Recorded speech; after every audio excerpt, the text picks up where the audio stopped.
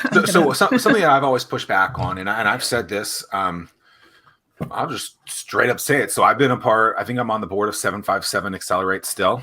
I don't know if I am or not. I mean, I think I am, right? So I was at a meeting like that. They had picked the 5 companies, I believe, and none of them, or so, it's a celebration. Everyone's like, yada, yada, yada. And here I am, one of the only people there that's kind of founder focused. I said, it's great that you've given all this money. Great. Congratulations. But what if that company wants access to what your business is doing from an API perspective or from a networking perspective, access to anything? What would you be willing to do to provide that to them? And the answer is this. And like I'm basically looked at like an absolute donkey in that situation where I'm like, well, if you guys are really about the businesses, really about the startups, really about the founders, then you would give them as much access as possible. That makes sense. I'm not saying like open up the entire like the flood walls or whatever, but like make it easy for them to do the thing that you want instead of just throwing out some capital and being like, oh, we did our job. It's like, no, that capital means nothing to most of these companies, right? What they want is access to that thing, whatever it is, and that thing could be a cornucopia of stuff. And I'm blackballed in a lot of these situations because I say comments like that when I'm thinking, just like I think a lot of the other founders are in these situations as an actual business owner. I'm like, yo, cool, like thanks for that $50,000 city of whatever, bank of whoever, but that's not going to do anything for me when I can't actually tell the customer that I'm trying to get that I don't even have the business in my backyard's access because you're not willing to open it up in any kind of capacity. I mean, that's what we're looking at in these situations. And so like, I don't understand why that's so hard for people to get over. It's like, well, don't support these things if you're not really going to support them. Actually support them, and cash is only so much.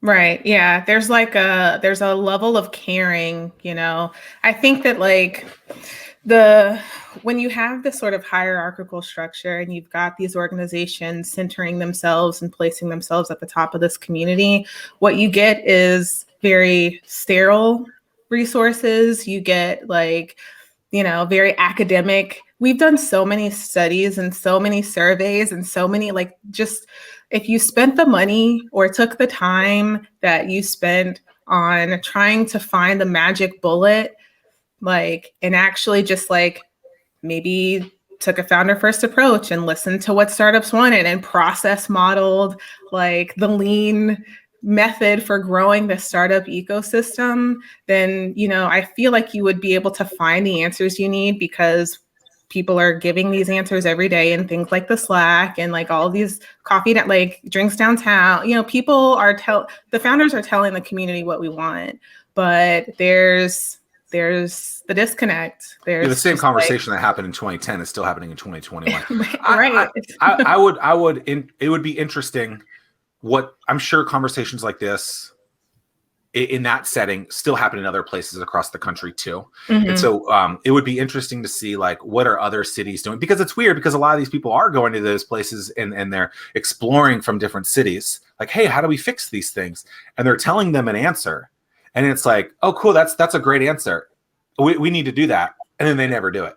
And it's just like, I don't get it. I mean, it ain't hard. I mean, all you have to do is go on the Slack group or to a meetup.com and say, hey, by the way, we're going to put, this is how Drinks Downtown started.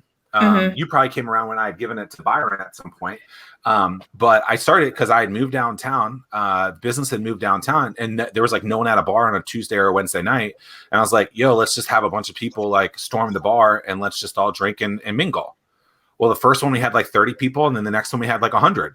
And it was like, okay, well, maybe there's something here. It wasn't hard to coordinate at all. And so it's interesting that these things that we've started to fix, I thought a long time ago, are still prevalent. Yeah. I mean, it's just a vicious cycle in the sense of new people want to step up and be the leaders. And again, I mean, it just reinforces it has to be founder friendly, start it and grassroots from the ground up. I've been directly involved within our entrepreneurial community for years. And the most common question I get is, Tim, I want to get involved, but I don't know what events I should attend. Well, Startwheel eliminates that pain point because we consolidate all the events you should attend into a single calendar. Now you'll be in the know and see where to spend your time. Gone is the need to search multiple websites and calendars. Just head to startwheel.org and see for yourself. That's startwheel.org.